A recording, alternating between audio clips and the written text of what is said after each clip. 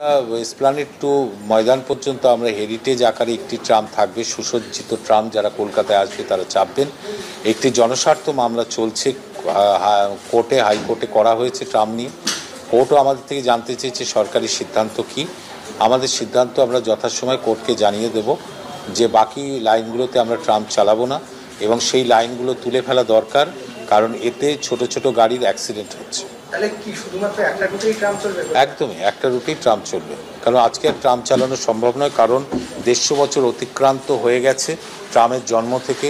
ভারতবর্ষে আরও 15টা শহরে ট্রাম উঠে গেছে এবং রাস্তার পরিমাণ বাড়েনি, কিন্তু যানবাহনের সংখ্যা প্রচুর বেড়ে গেছে। সেই অবস্থায় ট্রাম চালানো আজকে রাস্তার মাঝখান দিকে অসম্ভব। 150 বছরের ইতিহাসে ইতি টেনে কলকাতা থেকে কার্যত উঠে যাচ্ছে ট্রাম। মডেল হিসেবে মাত্র একটি রুটে চালানোর সিদ্ধান্ত নেওয়া হয়েছে। যানজট এবং দুর্ঘটনা এড়াতেই ট্রাম পরিষেবা তুলে দেওয়ার সিদ্ধান্ত বলে জানালেন পরিবহন মন্ত্রী। কার্যত উঠে যাচ্ছে ট্রাম। প্রায় 150 বছর পুরনো তাদের ইতিহাস। শহরের বুকে কান পাতলে মাঝে মধ্যেই শোনা যায় তাদের চাকার শব্দ। তবে সময়ের সঙ্গে সঙ্গে ধীরে ধীরে কমেছে তাদের যাতায়াত।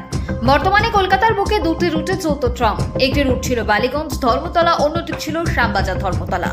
এবার সেই রুটেও ট্রাম না চালানোর সিদ্ধান্ত নিয়েছে রাজ্য সরকারের পরিবহন দপ্তর। পরিবহন মন্ত্রী জানান, এবার থেকে শুধু ধর্মতলা থেকে ময়দান পর্যন্ত পর্যটকদের জন্য একটি সুসজ্জিত হেরিটেজ ট্রাম চালানো হবে। এখানেই শেষ নয়। পরিবহন দপ্তর সূত্রে খবর, ছোট গাড়ির দুর্ঘটনা এড়াতে শহরের বুকে থাকা ট্রাম লাইনগুলো তুলে ফেলারও সিদ্ধান্ত নেওয়া হয়েছে। এই আবহে এখন একটাই প্রশ্ন, তবে কি শতাব্দী প্রাচীন এই ট্রামের জায়গা হবে শুধুই ইতিহাসের পাতায়?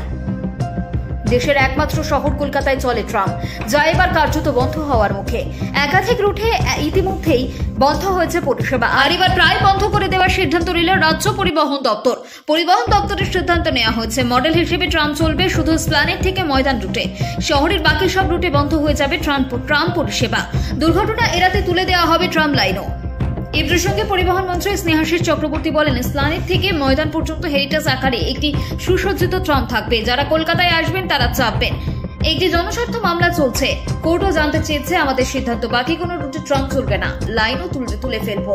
রাস্তা বাড়েনি, যান বেড়েছে, তাই যানজট হচ্ছে। এভাবে ট্রাম চালানো অসম্ভব। Report BNA news.